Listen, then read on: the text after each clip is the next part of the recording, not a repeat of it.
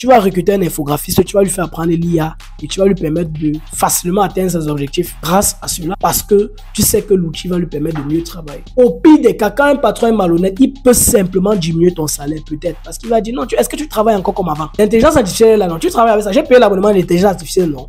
Oui, utiliser cette intelligence artificielle pour pouvoir générer le travail. Mais ça, c'est quand un boss est malhonnête. Quand un boss est honnête, il va te dire désormais, comme tu as l'intelligence artificielle à ta disposition, ce que je vais faire, je vais te donner un peu plus de travail parce que l'intelligence artificielle te fera aller plus vite et avec le temps, on va pouvoir mieux augmenter nos objectifs et nous tous, on va gagner. En infographie, aucune intelligence artificielle ne va nous faire part. Même les photographes, bon, vous devez dire maintenant à l'IA d'aller acheter des appareils photo pour filmer. Alors, salut à toi, j'espère que tu vas bien. Je t'invite déjà à t'abonner parce que pour moi, ça doit être un réflexe. Si tu viens de découvrir ma vidéo, sache que je suis Yassine Kenyé, promoteur de HK Management et je partage avec toi tout ce que je connais dans tout ce qui est infographie, design graphique et design de marque. En fait, je remarque que plusieurs personnes ont la crainte de savoir ce qui se passe avec l'évolution technologique du monde parce qu'on est clair, on a cette nouvelle technologie de l'intelligence artificielle. Ça hante les gens en fait. Il y a des gens qui veulent même dire bonjour, qu'est-ce que c'est que l'IA? J'entends parler de ça partout. En fait, pourquoi on est tellement terrible comme ça? Moi, quand on me demande que salut,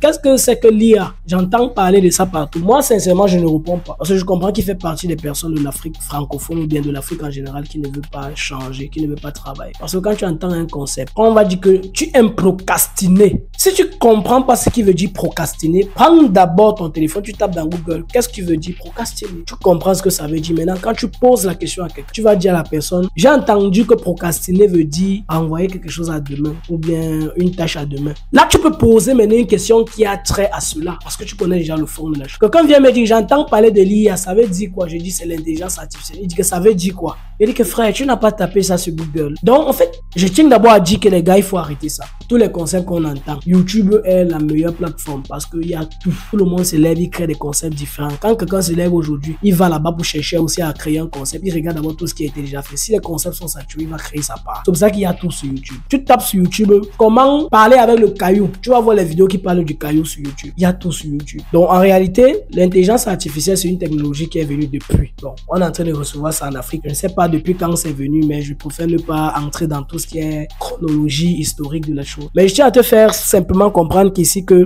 tout ce qui est technologie est fait pour faciliter la vie de l'homme sur la terre. Ce n'est pas fait pour éliminer l'homme sur la terre. On a commencé à créer des robots depuis des années. Le robot ne veut pas dire que comme désormais il y aura des milliers de robots sur la terre, nous les hommes on va être chassés de la terre. Non, les robots sont sur la terre pour nous aider et ils sont commandés par des hommes. C'est la même chose au titre comme l'IA. En fait, l'intelligence artificielle, c'est une intelligence fabriquée qui permet de recevoir les instructions de nous les hommes et les exécuter de façon automatique sans pouvoir apporter sans pouvoir demander forcément notre apport continuel. En fait, c'est un système scalaire. Retire déjà d'abord dans ta tête que c'est fait pour faire oublier les métiers des gens. Non, je sais que c'est la question que tu poses. L'IA n'est pas là pour faire abandonner nos métiers. Retire déjà ça dans ta tête parce que déjà ma réponse c'est faux. Alors, pour revenir à ce contexte, je vais d'abord te parler du contexte de Google. Je ne me rappelle pas quand Google est venu. C'est vrai, tu tapes sur Google, tu auras la date. Moi, je m'en fous de ça. Mais je vais déjà te faire comprendre que quand Google est venu, c'est la même chose. On a dit, mais la technologie de Google là, ça va vraiment envoyer les gens au chômage. Oh, les métiers comme l'encyclopédie, les conseils et autres, ça va envoyer les gens au chômage. Mais tape sur Google, comment soigner les migraines naturellement. Google va te donner des alternatives. Parfois, il faut vous coucher. Google va dire, prenez un bain, prenez au moins 1 litre d'eau. Couchez-vous, sous préférence, adoptez la position couchée sur le côté.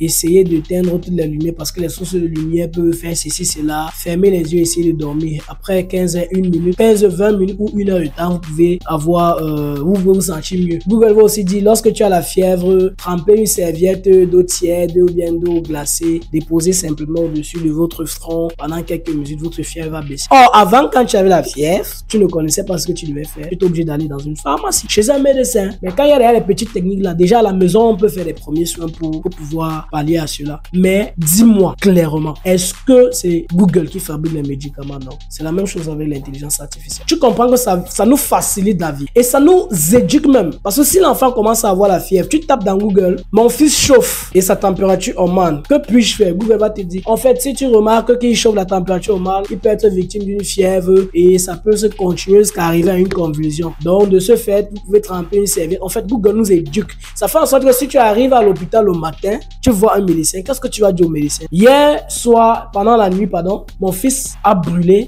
il faisait une hausse de température. Je pense qu'il avait la fièvre. Ça, c'est ce que tu dis au médecin. Le médecin dit oui, effectivement, c'est une fièvre. Voilà ce qu'on va faire. On va d'abord faire ceci. En fait, tu remarques que Google, là, est en train de nous aider. Quand on arrive chez le médecin, on communique plus facilement sur notre maladie et il nous prend en charge plus facilement. Mais imaginons, il ne sait pas s'il a une fièvre. Il arrive à l'hôpital, il chauffe, le médecin va dire, bon, il chauffe, il a mangé quoi? Oh, prenons d'abord sa température, prenons ses paramètres. Le docteur va maintenant dire que, bon, effectivement, après tout ce qui est examen, il a une fièvre ou bien il a un palu, c'est ça qui provoque la fièvre, tout cela. Mais quand tu es à la maison, toi, tu as le palu, non? Tu connais que tu as le palu.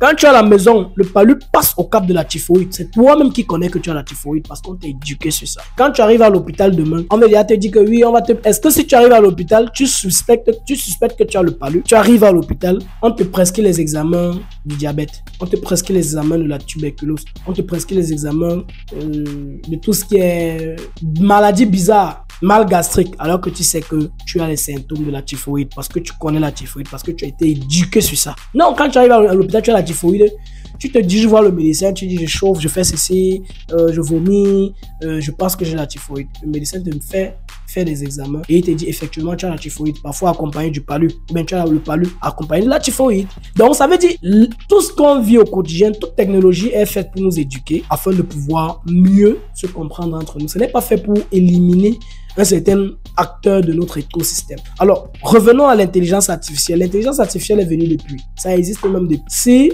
tu ne comprends pas, quand tu entres dans un immeuble, les lumières s'allument quand tu es au couloir. Quand tu finis de passer le couloir, les lumières s'éteignent. Tout ça, ce sont les automatismes en fait. Ce sont des systèmes assez intelligents. Mais ce n'est pas comme aujourd'hui, c'est venu dans le métier des créatifs. On va faire comme si l'intelligence artificielle, c'est Dieu qui est descendu sur Terre. Non, ce sont des trucs qui existent depuis. Aujourd'hui, on a plusieurs IA. ChatGPT est venu, on a dit que ChatGPT doit faire fuir les community managers, fuir les copywriters. Mais en réalité, ChatGPT est un concept généraliste. On va toujours demander à ChatGPT de nous générer des scripts de copywriting, mais ce sera à nous d'améliorer nos scripts et nos copywriting. C'est simple. Si tu veux, ChatGPT, écris-moi un test pour vendre mes montres que j'ai commandées en Chine. La particularité de mes montres, c'est ceci. Fais-moi un test bref et vendeur pour un contexte africain. C'est toi qui vas encore récupérer ce test-là. Tu vas dire, imaginons que tu veux vendre à tes frères camerounais. Tu vas dire que oui, c'est gâté. C'est la magie des temps dans le continent avec les différentes montres Apple Watch, bien Smartwatch. Les montres, c'est seulement, non, c'est comme si c'est la montre que God avait lu là sur ça avant de Gold Quench. Donc, en fait, quand tu parles en langage camerounais, les Camerounais te comprennent plus. Ça dépend aussi de ta cible. Mais ChatGPT t'a donné en quelque sorte le squelette.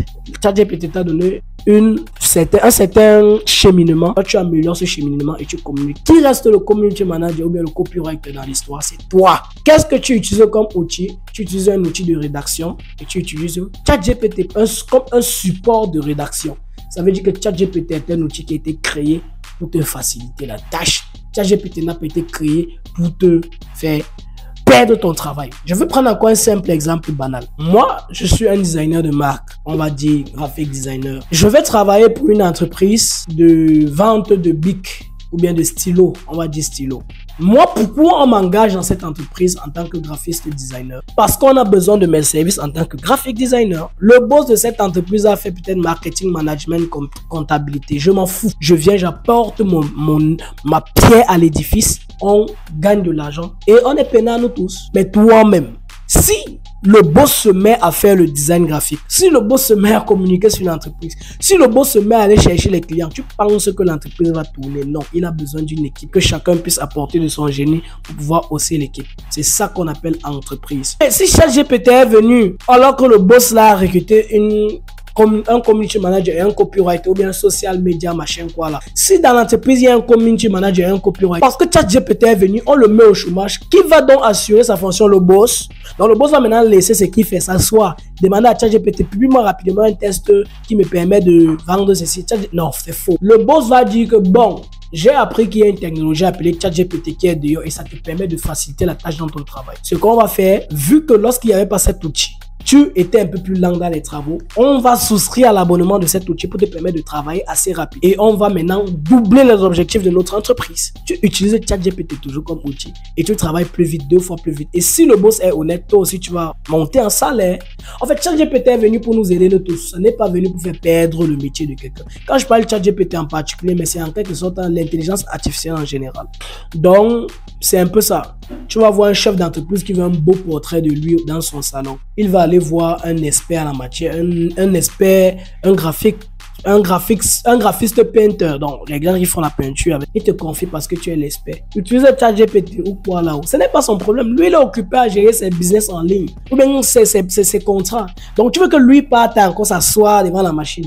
On fait même encore la chose là comment. Il se forme encore à utiliser l'application qui permet de générer les images en mode portrait. Ce qu'il veut imprimer un portrait, mettre dans son salon. Tu veux encore qu'il apprenne à faire ça. Il exporte, il imprime. Mais ça, est-ce qu'il a besoin de ça toute sa vie? Non, il a besoin de se faire un portrait, il te paye, il passe sur ça en fait. Il va encore là apprendre à utiliser une IA parce qu'il veut générer un portrait, mettre dans son salon. Non, il faut qu'on soit un peu clair. Il faut qu'on soit clair.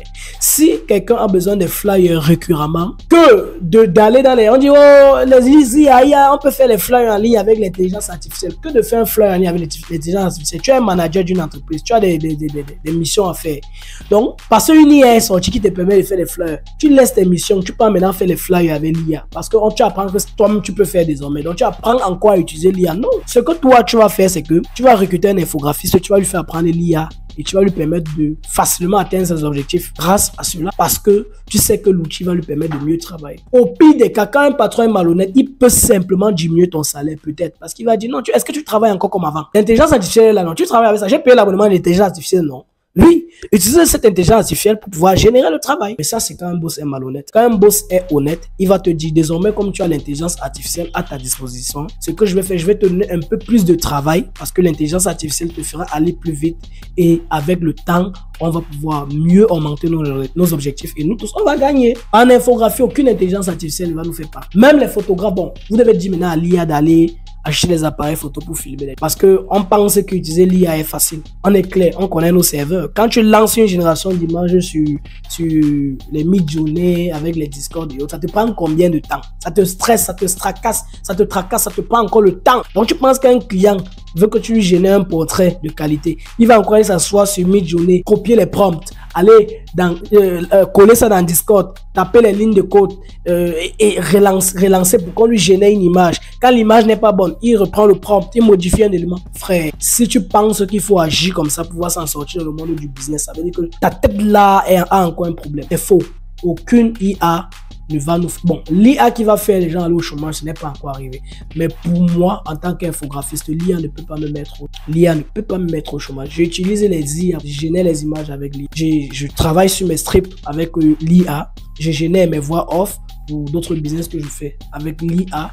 Je fais le calcul automatique de tout ce qui est entrée et sortie financier chez moi avec l'IA, ainsi de suite. Donc, l'IA ne m'a pas encore mis au chômage depuis près de 2 ans que c'est en Afrique. Donc, si toi, actuellement, parce que l'IA est sortie, tu penses que tu es au chômage, je pense que tu n'es pas bien formé. Alors, moi, je vais te demander simplement, tu t'abonnes. Même si ce que j'ai dit t'énerve, même si ça te plaît, tu t'abonnes, tu laisses un commentaire pour pouvoir donner l'impression que tu as vis-à-vis de cette vidéo. Et aussi, tu donnes des sujets perspectives en commentaire sur lesquels on peut...